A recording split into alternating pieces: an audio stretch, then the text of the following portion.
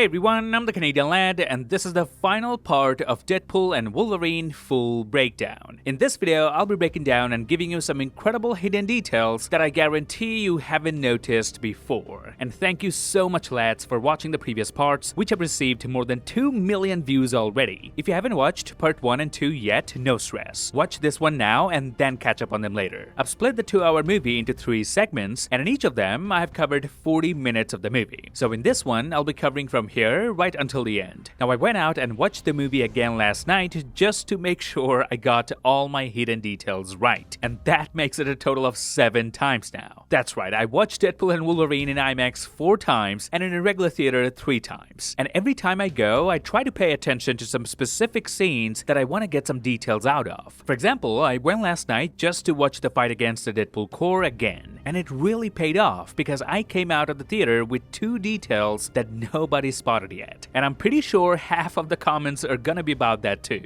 So without any further ado, let's begin our scene-by-scene breakdown of Deadpool and Wolverine. Inside Cassandra Nova's base, we see Deadpool, Wolverine, Laura, Blade, Elektra, and Gambit preparing themselves to fight Cassandra's army. Notice Blade immediately puts his sword away from his body as he runs towards the fight. Wesley Snipes pulled a similar move in the first Blade movie as well when he fought Deacon Frost. This is the right way to run with a sharp weapon to avoid accidentally stabbing yourself. Wesley, being a black belt himself, knows how to handle a sword safely while running. Now Cassandra's men have some seriously high-tech weaponry at their disposal, and they immediately start shooting energy blasts at Deadpool and his team. That's when Wolverine steps in and shields Deadpool from these incoming blasts. Not that Deadpool needed any help, because a few moments later, Deadpool uses his right-hand katana to slice through this guy's left knee, and the left-hand katana to slice his right knee. Then switches to the katana on his right hand again, spins it with just 2 fingers, and while spinning it, he deflects 2 incoming blasts, and then grabs the katana by the handle and plunges it straight into this guy's chest. Deadpool's fighting finesse is nearly unparalleled, but Wolverine's protective stance just underscores how much he's got Deadpool's back. I also like how Elektra fights a variant of Bullseye and Wolverine fights a variant of Deathstrike, as we've seen this pairing before already in 2003's Daredevil and X-Men 2. So this is probably a callback to that. Now in this scene, we see another comic-accurate power of Blade. Blade fights Toad and takes a pause, looks to his left, but there's no one there, until Azazel appears and Blade blocks his attack, indicating Blade could sense Azazel is coming even before he appeared here. And this is an actual power Blade has in the comics, where he has a sixth sense that detects the presence of magic or supernatural power. I like how Azazel uses his powers in this combat as well. When Blade throws a flying kick, Azazel fires up and teleports away from here, but then comes back once Blade has landed his kick. And then when Blade attempts to slice him using his blade, he teleports and vanishes once again. But Lady Deathstrike, not having a teleporting ability, couldn't save herself from Blade's blade. And even here, we can see Blade attacking her without looking, putting that sixth sense to some good use. Deadpool and Wolverine then get a clear path to enter into the Skull, aka Cassandra's lair, and all the other members of the team stand up there to protect them. And Blade says, "Some motherfucker's still trying to ice skate uphill," which is a callback to the first Blade movie where he said this.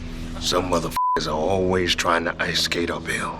When he said it here to Deacon Frost, he said it kind of metaphorically, but here in Deadpool and Wolverine, there's literally an uphill staircase behind them, so we can take this dialogue at face value as well. And this is just beautiful writing, not just a typical fan service here. In fact, while filming the first Blade movie, Wesley Snipes described Deacon Frost as a kind of a guy who'd ice skate uphill, and the makers of the movie loved the phrase so much they worked it into the film. And now we have it in the MCU as well. I also like how they changed the dialogue from always to still to establish a direct continuation from that movie. Deadpool and Wolverine enter Cassandra's throne room, and right off the bat we see Doctor Strange's cloak of levitation. This is foreshadowing the moment where Cassandra reveals that a variant of Doctor Strange did arrive in the Void, but was eventually killed by Cassandra. And if you take a good look at her throne, it bears an uncanny resemblance to Thanos' throne, except only the backrest is missing. This suggests not just a variant of Thanos, but his entire sanctuary was also pruned. Who Cassandra also defeated. It seems she has been collecting trophies from every formidable adversary she has vanquished. We then see Blade kill both Azazel and Toad with his spinning blades, and Gambit kills the Punisher villain, aka the Russian. And Laura kills the Juggernaut in the exact same fashion as her father did with Sabretooth. She pulls the helmet of Juggernaut, puts it in her backpack, and throws it towards Deadpool. Meanwhile, Cassandra is trying to manipulate Logan by taking him to one of his most haunted memories. We see a lot of gravestones beside a cornfield, and hear a lot of distant screams and cries. This is probably a reflection of Logan's own perceived failure. By not showing up, he believes he has betrayed his X-Men team, leading to their demise, which fueled his violent rampage where he started killing people left and right, including the innocent ones. Hearing all the backstory, Cassandra pushes him to embrace his true nature and stay in the void. But Logan says, "I want to be the man that Charles thought I was." Cassandra then silences all the dead voices and says, "I got you." But Logan says, "No, I got you." That's because although it appeared as if Logan is completely under control of Cassandra, but all he was doing was buying Deadpool some time to place Juggernaut's helmet on Cassandra. And that's what Deadpool does, immediately neutralizing Cassandra. They ask her to send them home, but Cassandra says with a laugh that she can't do that while the helmet is in place, preventing her from using her powers. And if they take off the helmet, she promises that she will boil their brains on an atomic level while flicking her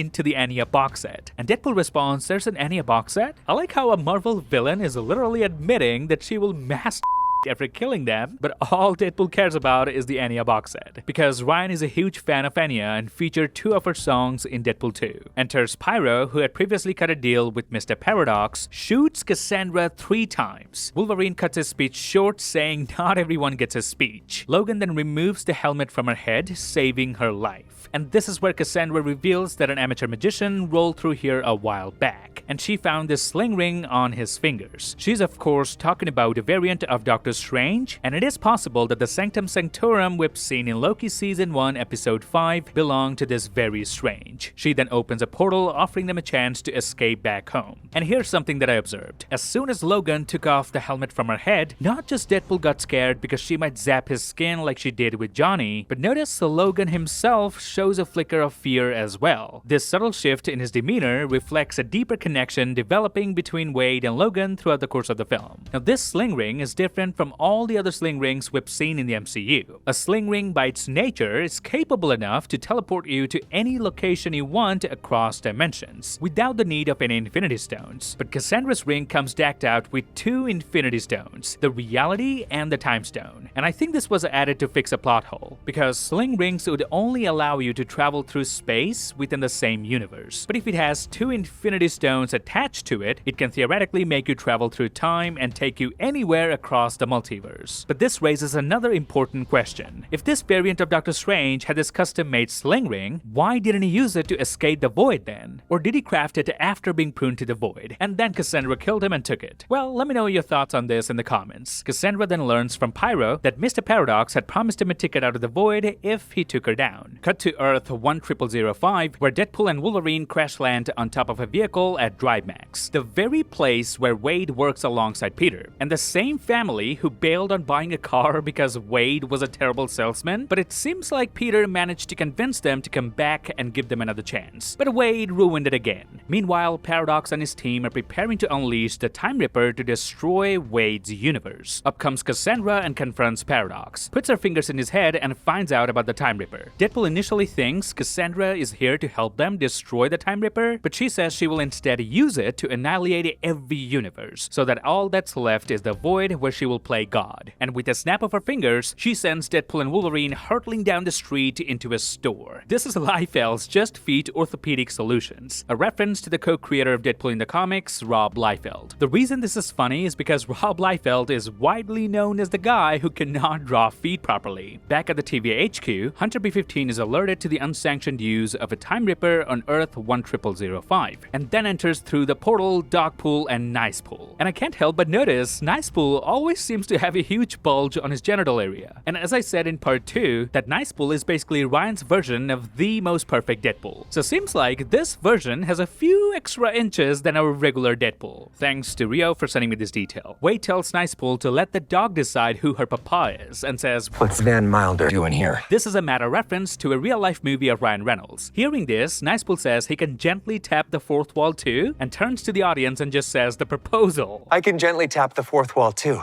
The proposal." Another Ryan Reynolds film. And Deadpool responds, "What the was that? Bitch, you think that's what I do?" And I swear to God, every time I saw this scene in the theater, I laughed every time. Also because this is the only time Wolverine steps in to stop Deadpool from further fourth wall shenanigans. This is the only time in the whole Deadpool trilogy that another character had to intervene to keep Deadpool's fourth wall antiques in check. Because remember, this whole conversation started because of their fourth wall breaking ability. Wolverine then smelled a lot of Deadpool's coming through the portal, and this is where we get the massive showdown with the Deadpool Corps. And let me tell you lads, this battle is packed with hidden details that will blow your mind. So let's break it down. But before we dive into the juicy hidden details of this epic showdown, let's get acquainted with all the Deadpool variants just so we have a better context. First up, we've got Lady Deadpool, voiced by Blake Lively, and brought to life on screen by Christian Battridge, a stunt performer with credits ranging from Wonder Woman to The Marvels. As a matter of fact, Christian's fiancé, Andy Lister, has also taken on stunt work for Wolverine. Talk about a power couple, eh? Then we have Kidpool, voiced by Inez Reynolds, the daughter of Ryan Reynolds and Blake Lively. Then there's Headpool, the zombified Wade, voiced by Nathan Fillion. Babypool, who according to the credits was played by Olin Reynolds, Ryan and Blake's fourth and most recent child. Cowboy Deadpool, played by none other than Matthew McConaughey, who finally joined the MCU, albeit just with his voice for now. But I'm pretty sure we will see him play some significant role in the future. Next, we've got a Welshpool, rocking a massive Welsh flag across his chest. This is a nod to Ryan's biggest business venture outside Hollywood, where he owns a Welsh football club, Wrexham AFC. Welshpool is portrayed by Wrexham player Paul Moline, who has made over 100 appearances for Ryan's club. Then there's Watari, aka Ronin Pool, the samurai variant of Deadpool from the comics, who's channeling his inner samurai with a slick robe, a massive Ronin hat, and a katana. Deadpool 2099, the futuristic variant of Wade Wilson, who dazzles with her neon-lit armor and energy sticks that look a lot like lightsabers. She has her own run in the comics, and the character is known as Warda Wilson, and is the daughter of Wade and Shikla, the queen of the underworld. Next, we see Golden Age Deadpool, one of the founding members of the Deadpool Corps. We see Zanpool, a pacifistic version of Deadpool. In the comics, Zanpool was born from a spell by Scarlet Witch and Doctor Doom. And apart from all these variants, we also have Canada Pool, who apparently was too hard to spot in the movie, so Ryan decided to spoil his appearance himself on Twitter. And also, Tom Holland's brother Harry Holland was one of the Deadpool variants, and Ryan Reynolds had no idea about it. Harry's clearly a diehard MCU fan who shows up wherever he can. Marvel should definitely find a role for him to cement his place in the MCU legacy along with his brother. We see a variant donning a king's crown, so this could be King Pool. And behind him, there's a variant dressed in a Santa's outfit, aka Santa Pool. Then there's a variant flaunting angelic wings and an arrow lodged through his head. And if Prime Deadpool had paid attention to this, he'd have realized much sooner that all these variants have the ability to regenerate. And last but not least, we have a Greatest Showman Deadpool variant in the Deadpool Corps as well. Alright, these are all the variants we know by their names or distinctive looks, and for all the remainder of the variants, we will just address them as random Deadpool variant, for the sake of understanding. Okay, let's jump onto the hidden details now. When Deadpool gets Nicepool murdered in broad daylight, notice Kidpool is shooting with her water guns. And if we go back a few moments earlier, you'll notice that Babypool, who is sitting on the road, takes a peek at Deadpool and Wolverine through Lady Deadpool's legs, adding a touch of innocence to this mayhem. And just before Deadpool drags Nicepool through a barrage of bullets, notice he was actually trying to reach Wolverine for help, much like he did back in the Void when Deadpool threatened to kill him to take his guns. And Deadpool eventually does that after Nicepool is dead. Also, because Nicepool doesn't regenerate, that's why he's the only variant wearing an actual armor. The rest of them just wear regular suits. Wolverine then puts on his mask for the first time ever, while Madonna's Like a Prayer plays in the background. Deadpool says maximum effort and cocks the gold-plated .50 caliber against his chest and reloads them. Wolverine charges forward while Deadpool veers left, kicking kicking off this epic battle. Wolverine takes down the first random variant, while Deadpool leans on a lamppost, kinda like pole dancing, and shoots another random variant. Wolverine blocks the bullets that Lady Deadpool shoots at him and claws her face before finishing her off with a stab to the stomach. Deadpool shoots at a random variant's knee and throws away the empty Gold Desert pistols. And as he is doing this, another random variant starts shooting at him. So Deadpool, having no guns of his own, takes the katana from the variant of whose knee he shot and severs the right arm of this variant. Meanwhile, Golden Age Deadpool targets Wolverine, who retaliates by slamming him onto the windshield of this taxi. Deadpool then shoves a katana into this variant's stomach and pulls out his baby knife to tackle another. Cowboy Pool fires at Wolverine's chest, but realizes his shots are practically ineffective. As a result, Cowboy Pool literally runs away from the fight and hides inside the bus. Deadpool then grabs Headpool and uses him to pound another variant. Wolverine takes a full katana stab and faces off with Deadpool 2099, who then zaps him with her lightsaber stick. And in the background, a variant kept firing at Deadpool, making him walk backwards. We lose sight of them for a second, and that's when we see Dogpool escaping this chaos in the background. Wolverine and Deadpool come back on screen, where we see them fighting against a horde of Deadpool variants. Notice how these two variants were not fighting Wolverine, but just trying to hold and push the horde against him. And our Deadpool is doing the same thing on the other end. He is pushing Wolverine, giving him the extra strength to go up against this large pile of variants. And notice this variant at the back, who doesn't have a clear visual of Wolverine, jumps every other second and shoots without looking. And I absolutely love how this particular variant lunges towards Deadpool, but Deadpool snatches his sword, spins it several times, and then impales the variant with it. And while all this is going on, Blind Elle says, "Motherfucker, I wish I was deaf." She actually said something similar in Deadpool 2 as well. Why couldn't God take my hearing?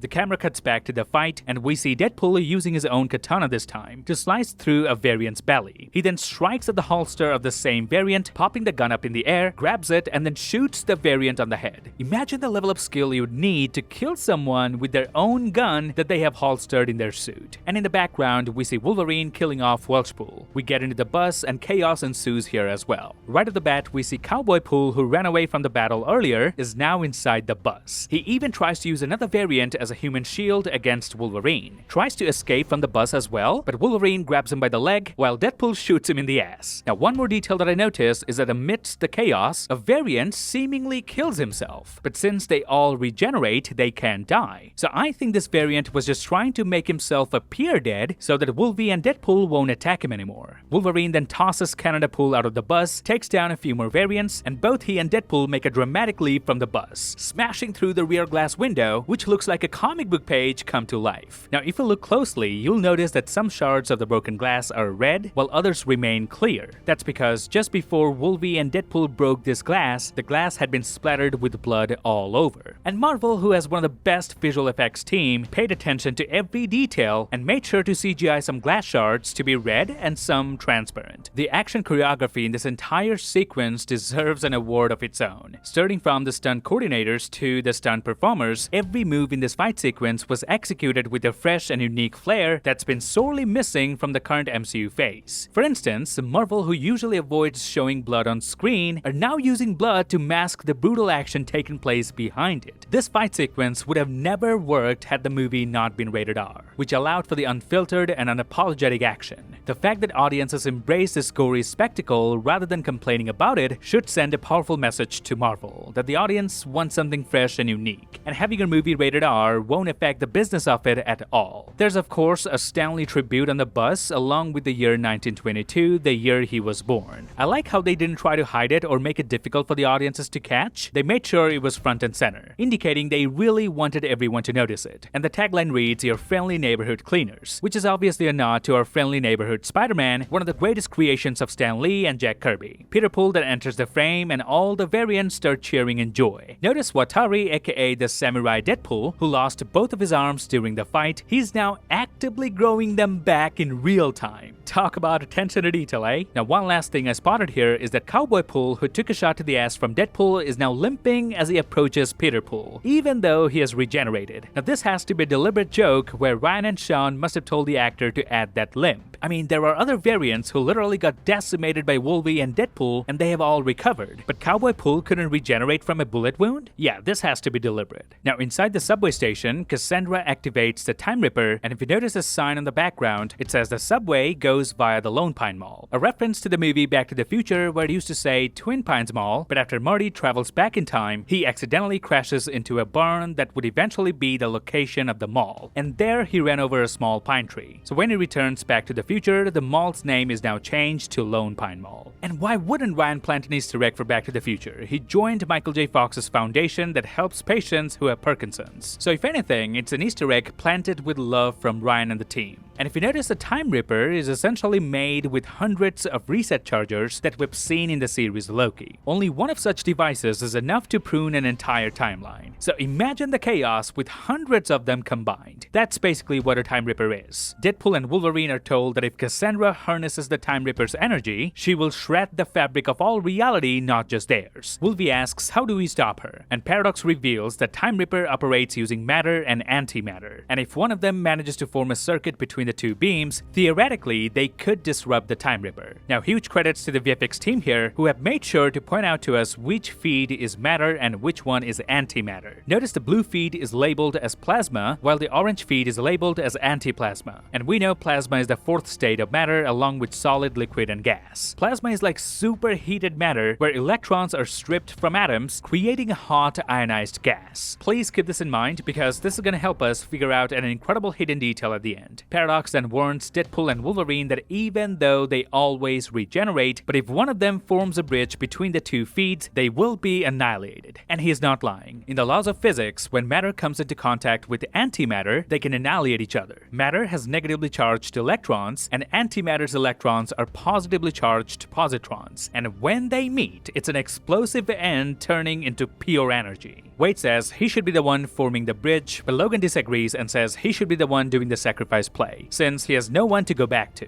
I like how this scene is the exact opposite of what happened in the Honda Odyssey in the Void. There, Wolverine said that Wade lied to him, but here Wade is the one admitting the truth, and Wolverine is the one saying, no, you made an educated wish. Goes to show how far their relationship has come. Logan pulls this Polaroid photo from his suit pocket that he has been carrying with him since their fight in the car. And just when we think it's gonna be Wolverine making the sacrifice play, Deadpool knocks him out with a fire extinguisher and locks him out of the chamber. He says he's making the sacrifice not for himself, but for others who need him to. Wade grabs the blue feed, which we know is matter thanks to the VFX team, and just above him we can see Cassandra absorbing the powers of the Time Ripper. Now, the harder he grabs it, the more it burns his suit. And Wade is not strong enough to connect the two beams to form a circuit. The timeline integrity plummets to only 2%, and as we're about to witness the universe getting destroyed, Wolverine jumps in, holds Deadpool's hand, and unsheathes his claws into the other feet, completing the circuit. And as soon as they form the bridge, the energy surges through Wolverine's body, shredding his suit, revealing Hugh Jackman's incredibly ripped physique. And the choir singing Like a Prayer in the background literally gave me chills. I'm a simple straight man, but every time I watch this scene, I think I a little bit. What did you say? Anyway, let's focus on some of the hidden details from the scene now. When Wolverine first grabbed Deadpool's hand, he had a tiny smile on his face. Keep in mind, he didn't know they were gonna survive this. And I think the reason behind this smile is he's finally happy to do something for the greater good. He's happy that he's not letting his friend die alone. And notice Wolverine's suit gets obliterated starting from the torso, and then it affects his arm guards. This is because his arm guards are probably made from more durable material than the rest of his suit. The camera zooms in on Wolverine's abs, and Deadpool literally risks the multiverse to have a peek. The camera then pans in from above, and there we see them standing in the middle of an X, a nod to the X-Men. Now the antimatter starts racing through Wolverine's body to Deadpool's body at a much higher rate, and we visually see it going through Logan's veins. Now one question that everyone has is, why did Wolverine's suit explode in this scene while Deadpool's suit had little to no damage? And to answer that question, we have to go all the way back here where the VFX team labeled matter and antimatter. Deadpool grabbed the blue beam, meaning matter, while Wolverine clawed into the antimatter feed, which automatically means the energy burst that Wolverine had to endure is significantly higher than what Deadpool had to deal with.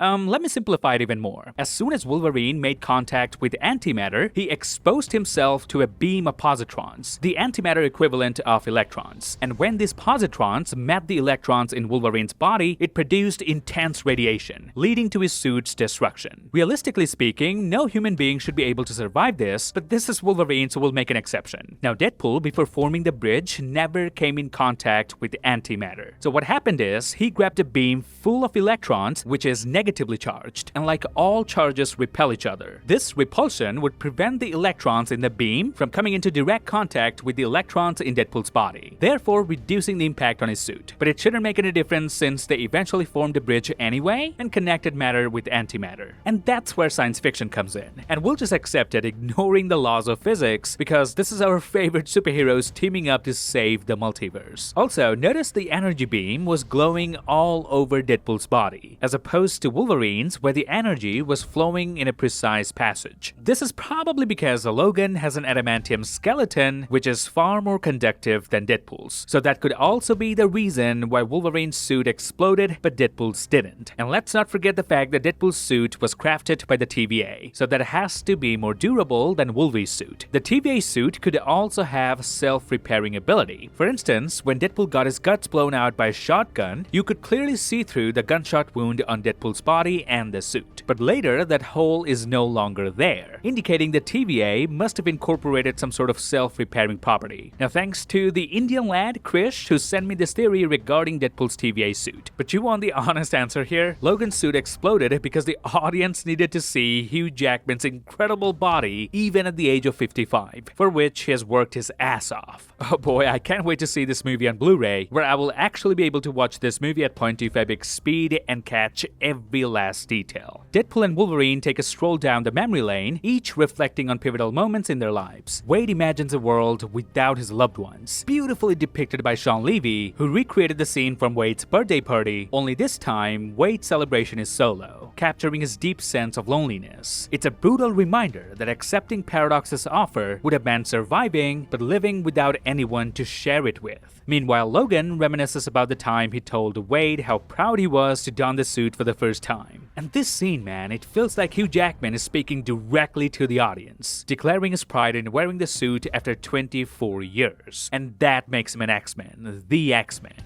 Now, both of them having this thought also goes to show that they still believed they were not gonna come out of this alive. But that's the essence of heroism. They fight on against all odds. They then defeat Cassandra Nova, who disintegrates into nothingness. Hunter B-15 arrives at the scene and thanks Deadpool and Wolverine for their heroics. Now, we know how this lady kept staring at Logan's incredible body. Fine indeed. All right, put your greasy away, you preening But if we go back a few moments earlier, notice this woman had her jaw dropped as well, seeing a shirtless Wolverine for the first time. Hunter B-15 then looks at Peter Poole like Chris Evans looks at Elizabeth Olsen?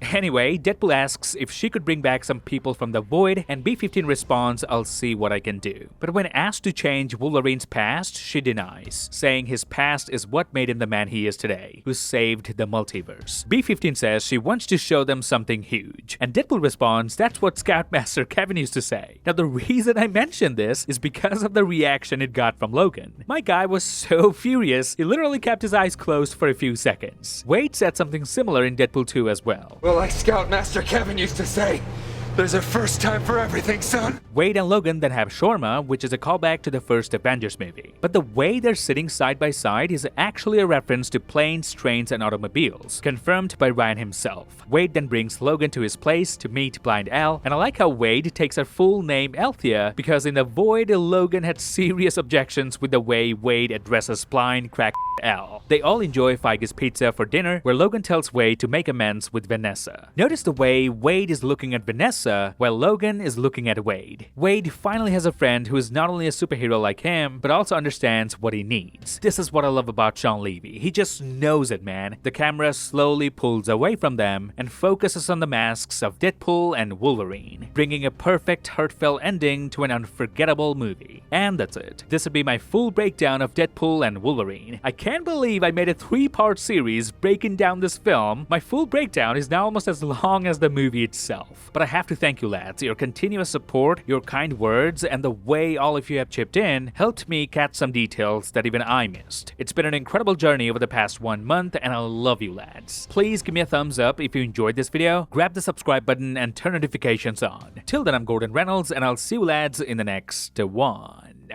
I don't wanna be a fool in this game for two.